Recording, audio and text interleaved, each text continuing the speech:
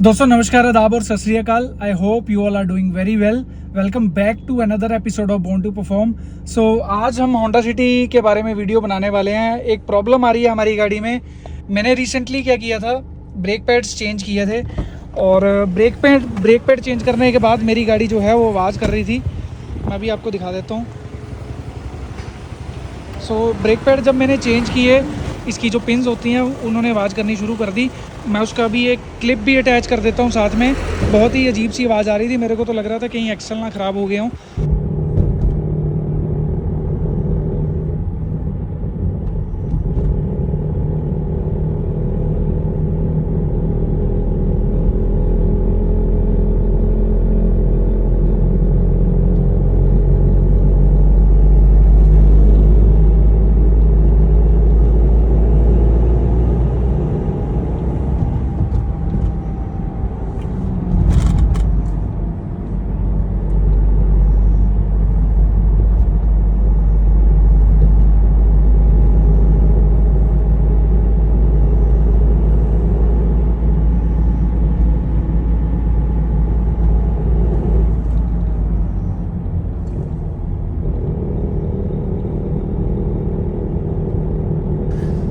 सो दोस्तों, जैसा कि मैंने आपको दिखाया अभी कि ब्रेक पैड चेंज करने के बाद जो मेरे क्लिपर थे वो अब जब से गाड़ी आई है हमने उस पर कोई भी काम नहीं कराया। जो भी भाई लोग होंडा सिटी है जिनके पास, या कोई भी सिडान गाड़ी है, या जिनकी गाड़ी भी 1 लाख किलोमीटर क्रॉस कर चुकी है, तो ये अब एक्सपीरियंस जैसे जैसे प्रॉब्लम्स आ रही हैं वैसे वैसे मैं अपना एक्सपीरियंस शेयर कर रहा हूँ।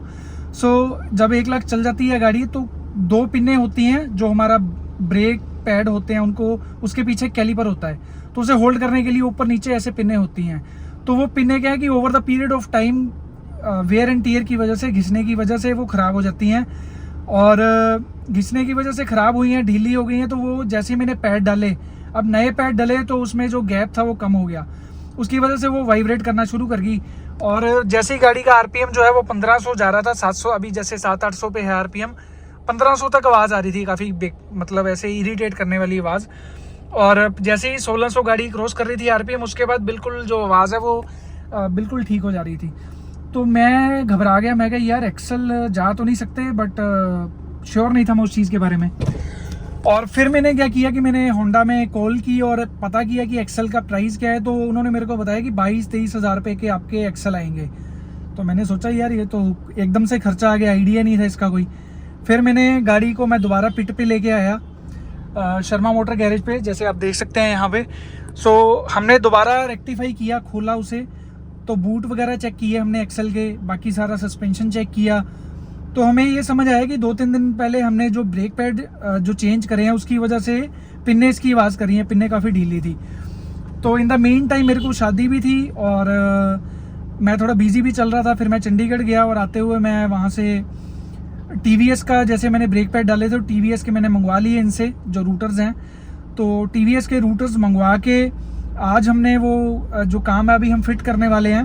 दोस्तों इस वीडियो में कंप्लीट आपको प्रोसेस दिखाएंगे, क्या कौन सी चीज़ का ध्यान रखना है, कैसे कैसे काम कराना है, वो सारी चीज़ें आपको दिखाएंगे। और जब भी आप गाड़ी को जर्नल चेकअप या बेसिक जर्नल पार्ट्स के लिए खुलवाते हैं तो कौन कौन सी चीज़ें हैं सस्पेंशन की, कौन कौन से बूट्स हैं, कौन कौन से बुश हैं जिनको आपको चेक करना चाहिए, जिससे कि आपका जो फ्यूचर में आने वाला एकदम से कोई बड़ा खर्चा है वो बच सकता है। अगर आप लॉन्ग टर्म गाड़ी को रखना चाहते हो और लॉन्ग टर्म गाड़ी को चला रहे हो तो बेसिक चीज़ें, सारी डिटेल्स आपको इस वीडियो में जानने के लिए मिलेंगी। एंड तक वीडियो को देखें। जल्दी से करते हैं प्रोसेस को स्टार्ट और आपको सारी डिटेल्स शेयर करते हैं। दोस्तों ये हमारे जो नए रूटर्स हैं, ये हमने टीवीएस अपाचे के जो जेन्युइन हमारे रूटर्स हैं ये हम चेंज कर रहे हैं। इससे पहले हमने क्या किया था कि हमने ये पैड्स डाले थे, तो पैड्स हमारे लग रहे थे और क्लिपर हमारा खड़क रहा था, वाइब्रेट कर रहा था, तो अजीब सी एक आवाज़ आ रही थी।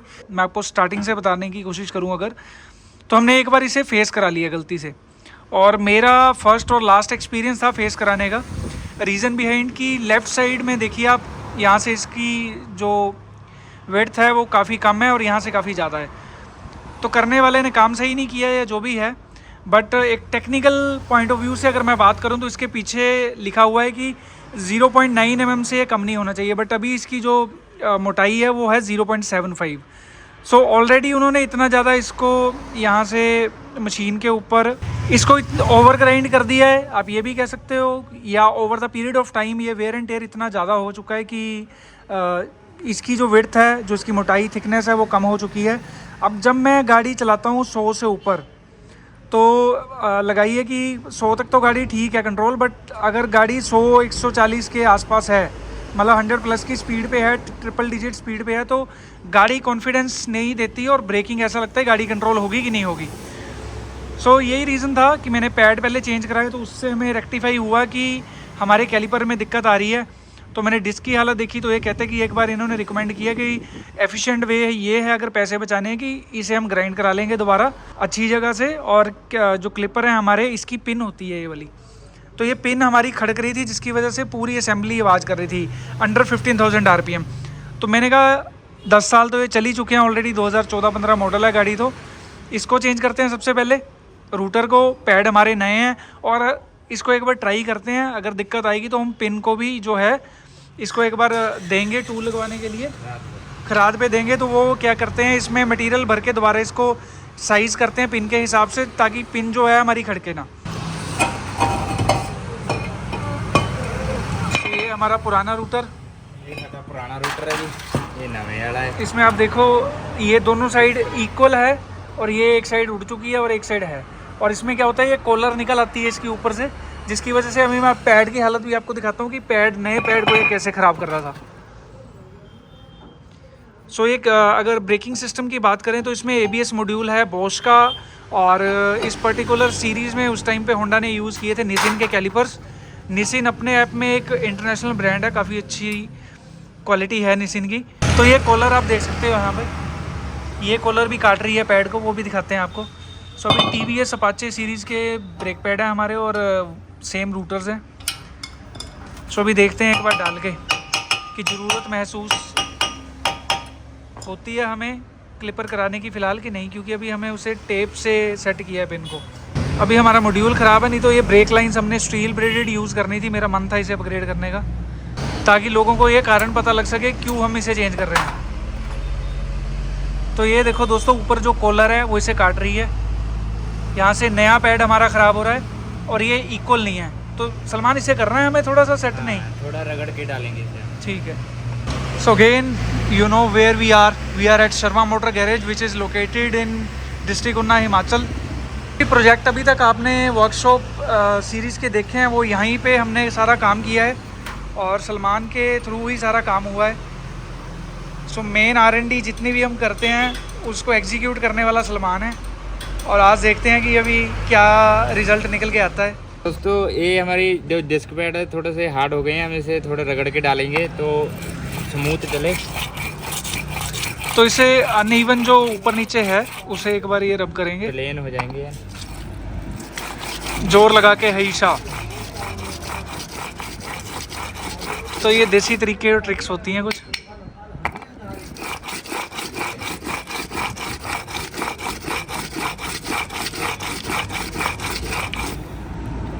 ये साडा हो गया प्लेन है, इन्ना ब्रेक बढ़िया पकड़ होनी है। ठीक है, तो अब ये बिल्कुल इक्वल हो गए हैं। अनइवन जो सरफेस था वो हमारा अप्रोक्सीमेटली बराबर हो गया होगा इससे।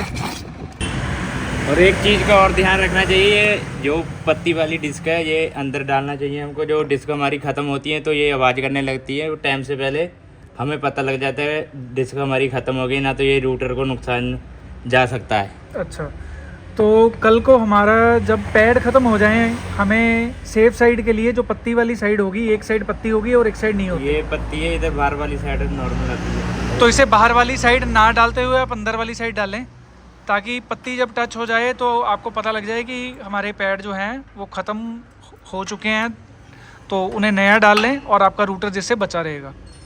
क्योंकि अगर रूटर ख़राब हुआ उसको आप ग्राइंड कराओगे तो उड़ जाएगा। सो इससे अच्छा है कि सेफ्टी प्रिकॉशंस आप लेते हुए ही सारा काम करें। सो यही छोटी छोटी चीज़ें हैं जिस वजह से हम ये वीडियो बना रहे हैं, ताकि आपको पता लग सके कि कोई भी काम अगर आप करा रहे हो और पर्टिकुलर होंडा की कार्स हैं तो उसमें कैसे आपको किन चीज़ों का ध्यान रखना है। सो दोस्तों प्लान हो गया है थोड़ा सा चेंज। शर्मा जी बोल रहे हैं कि क्लिपर भी आप साथ में ही करवा लो। शर्मा जी अभी बिजी हैं, बोलते साथ में क्लिपर भी आप साथ के साथ करा लो, पेंडिंग क्यों रखना है इसे।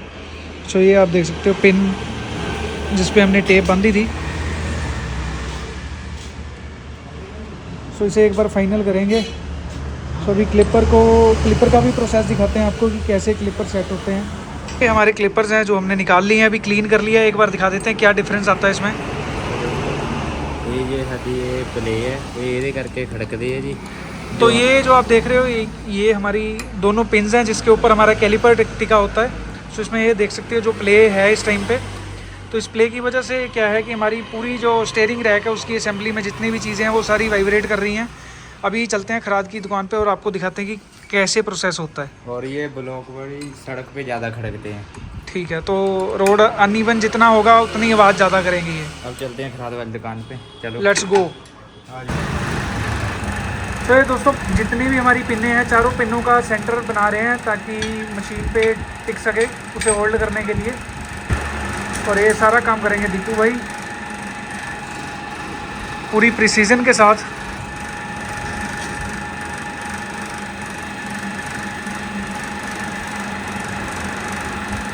ये आप देखिए सेंटर बन गया इनका।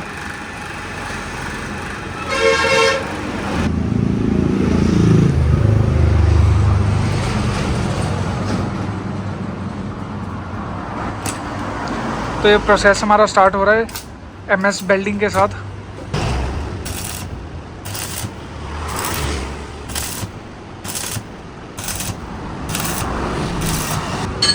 सो बेसिकली आइडिया है कि पिन को थोड़ा थिक करना पड़ेगा।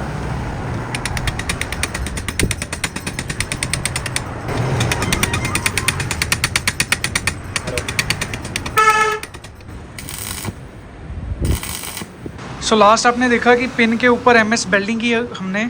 सो क्लिपर के अकॉर्डिंग उसको देखेंगे और जो सरफेस अनइवन सरफेस है इसे बिल्कुल स्नग फिट करेंगे ताकि बिल्कुल भी गैप ना रहे और बिल्कुल टाइट जो हो हमारी पिन ताकि बिल्कुल भी खड़के ना।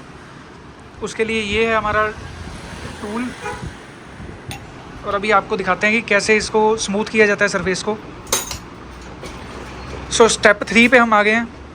सबसे पहले हमने पिन को सेंटर किया, उसके बाद बेल्डिंग की और अभी सरफेस को स्मूथ करेंगे। और फर्स्ट स्टेप इसलिए ज़रूरी था, अब जैसे आप देखेंगे इसे होल्ड करने के लिए ताकि पिन इधर उधर भागे ना।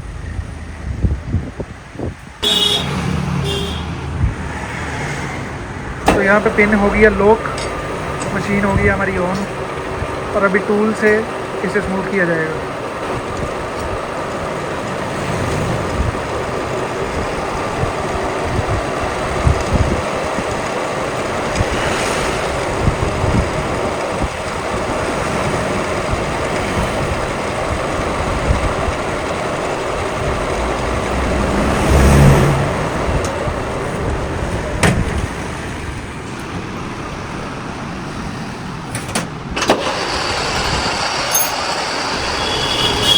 सो हर थोड़ी देर में और अभी कमांड कर दिया मशीन को, अभी धीरे धीरे धीरे धीरे इसका साइज बनता जाएगा।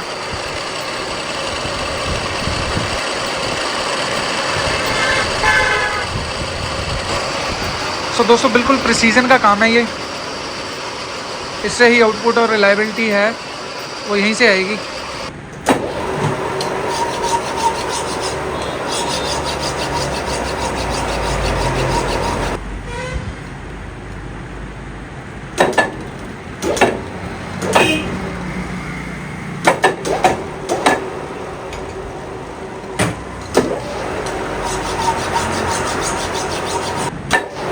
ये है प्रिसीजन, बिल्कुल परफेक्ट पिन जो है वो हमारी बैठनी चाहिए।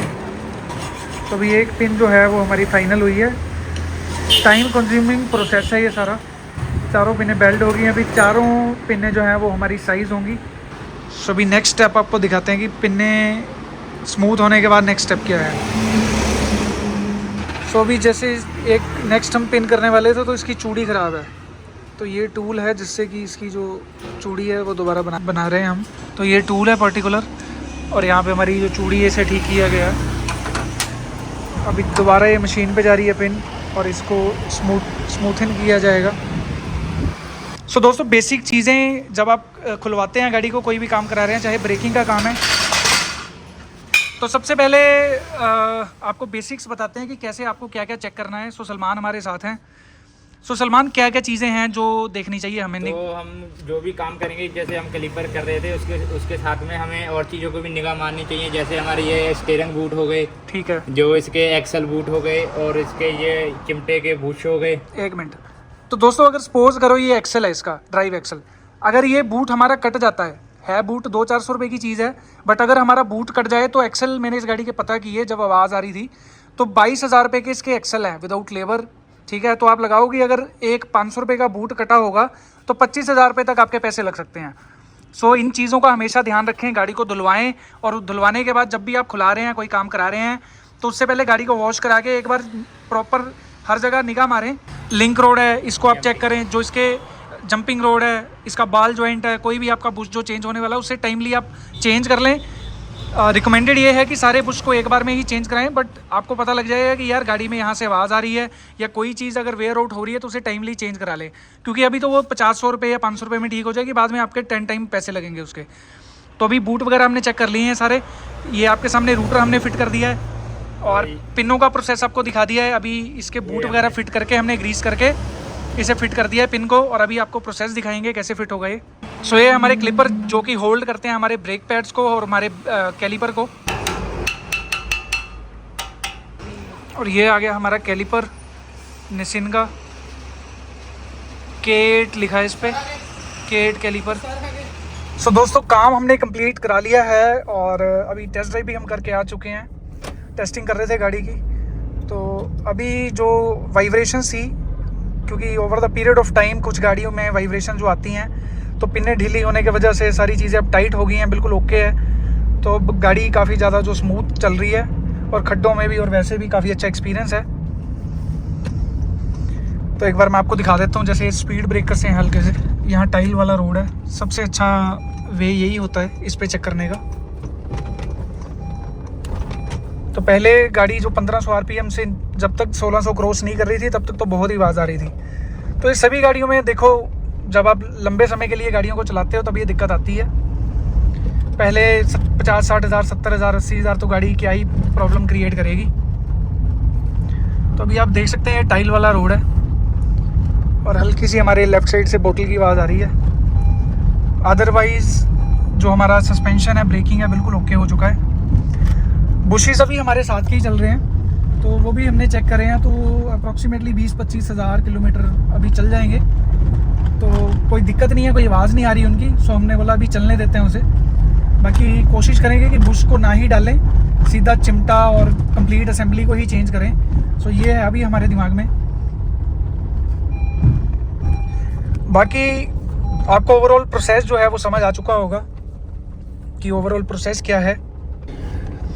सो एक बार मैं आपको बता देता हूँ, ओवरव्यू दे देता हूँ। सो जब भी आप ब्रेकिंग का काम करा रहे हैं तो सबसे पहले आप देखिए जो रूटर है उनको टूल ना लगवाइए, क्योंकि जो खराद पे टूल लगता है उससे उसकी जो थिकनेस होती है मिनिमम वो उड़ जाती है।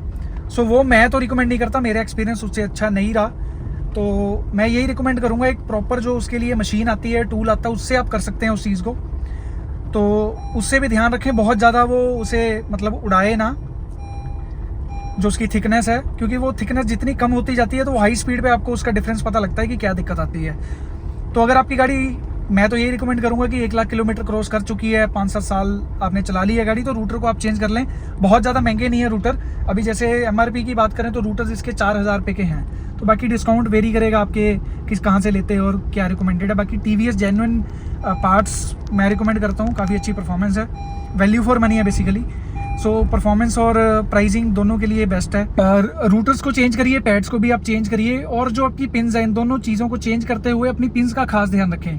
उन्हें ज़रूर आप खराद वाले के पास लेके जाएं ताकि उनकी जो फिटिंग है और जितनी भी एक्स्ट्रा नॉइज़ आ रही है वो सारी ठीक हो जाए। सो ये 3 चीज़ें हैं ब्रेकिंग सिस्टम के रिगार्डिंग। बाकी जब भी आप इस प्रोसेस को कराते हैं, अगर 1 लाख किलोमीटर चल चुकी है गाड़ी, तो एक बार कंप्लीट जो आपका ब्रेक ऑयल है पुराना उसे ड्रेन कराएं और नया जो ब्रेक ऑयल है उसे आप डलवाएं, ताकि क्योंकि इसका एक टाइम होता है, जितने भी ऑयल्स होते हैं हमारे, इसकी विस्कोसिटी जो है वो खत्म हो जाती है एक टाइम के बाद। सो रिकमेंडेड ये है कि आप 4-5 साल अगर हो चुके हैं, 1 लाख किलोमीटर गाड़ी चल चुकी है, क्योंकि हीट की वजह से भी इसकी जो डेंसिटी है वो 0 हो जाती है, तो उसे भी आप चेंज कराएं ताकि प्रेशर आपका बना रहे। और रेयर ड्रम्स को भी आप खुलवा के उसके जो लेदर है वो भी चेक करवाएं पहले, अगर चेंज होने वाले हैं तो चेंज भी जरूर करवाएं। हमने उसे अभी पेंडिंग रखा है दोनों कामों को, रीज़न बिहाइंड कि हमारा जो ABS मॉड्यूल है, मैंने सोचा था स्टेप बाय स्टेप करेंगे ये सारा काम। सो अभी आप देख सकते हैं जैसे हमारे ABS मॉड्यूल की यहाँ पे लाइट आ रही है हैंड ब्रेक के साथ। तो होंडा सिटी में 2014-15 मॉडल में खास ये एक दिक्कत है। उस टाइम की गाड़ियों में 16 मॉडल तक मतलब ABS मॉड्यूल की काफ़ी दिक्कत आई है और कंपनी का कोई रिकॉल नहीं आया आज तक इस पर। सो मेरे को ये चेंज कराना पड़ेगा। मैंने 1-2 बार ट्राई भी किया बट बीच में लॉकडाउन आ गया, उसके बाद मेरे को टाइम नहीं लगा। सो ये पेंडिंग में चल रहा था। मैंने सोचा था कि ब्रेकिंग सिस्टम का कंप्लीट काम मैं कराऊंगा बट हमारे पैड उड़े, उसकी वजह से आवाज़ आने लगी। तो हमने पहले ये अपने मैकेनिकल जितनी चीज़ें कंपोनेंट्स थे इनको चेंज कराना ज़रूरी समझा। बाकी अभी हमारा नेक्स्ट स्टेप में जो काम पेंडिंग है वो है कि ABS मॉड्यूल हम डलवाएंगे और साथ में जो ब्रेक ऑयल है और पिछले लेदर को खोल के देखेंगे कि जो रेयर लेदर्स हैं उनकी कंडीशन क्या है, चेंज करने वाले हैं तो करेंगे। क्योंकि लास्ट टाइम हमने टाइम हो गया 1.5-2 साल, उस टाइम वो 60% 70% थे। तो बहुत ज़्यादा अब यूज़ भी नहीं हो रहे क्योंकि ABS ख़राब है, तो आगे की फ्रंट ब्रेकिंग ज़्यादा यूज़ हो रही है। ये थी सारी डिटेल्स। पैड की कॉस्ट है वो हमारी थी 1500-1600 रुपये कॉस्ट थी TVS के जो अपाचे पैड्स हैं। रूटर के प्राइस की बात करें तो 4000 के हमारे रूटर्स के पैड थे। बाकी बहुत ज़्यादा लेबर नहीं लगती इसमें। 500 रुपये खर्चा आया है हमारा जो खराद का और 500 रुपये के आसपास हमारी लेबर लगी है। 100 मतलब अप्रोक्सीमेटली 1000 रुपये आपकी लेबर का खर्चा है और 5500 रुपये का ये सामान आया है। सो ये बहुत ज़्यादा अमाउंट नहीं है बट 4-5 हज़ार लगा के अगर अगले 1 लाख किलोमीटर के लिए आपका ब्रेकिंग सिस्टम बिल्कुल ओके होता है तो डेफिनेटली आपको कराना चाहिए। बिकॉज ब्रेकिंग बहुत ज़रूरी चीज़ है और कभी भी आप कहीं दूर जा रहे हो, कुछ कर रहे हो तो उसमें बहुत बड़ा नुकसान हो जाता है। कई बार पहाड़ों में आप जा रहे हो, ब्रेक गर्म होगी या पैड उड़ गए तो रूटर्स ख़राब हो जाएंगे। तो वो सारी चीज़ों से बचने के लिए रिकमेंडेड यही है कि ये 3 चीज़ों को इकट्ठे कराएं, इग्नोर कुछ ना करें इसमें। तो गाड़ी का जो चलाने का एक्सपीरियंस है वो भी आपका अच्छा रहेगा। बाकी टाइम बच चुके हैं 4, अभी चलते हैं, हम अपना काम करते हैं। So that's all for now. We will see on the next one. Till then keep watching, born to perform. Bye bye and take care.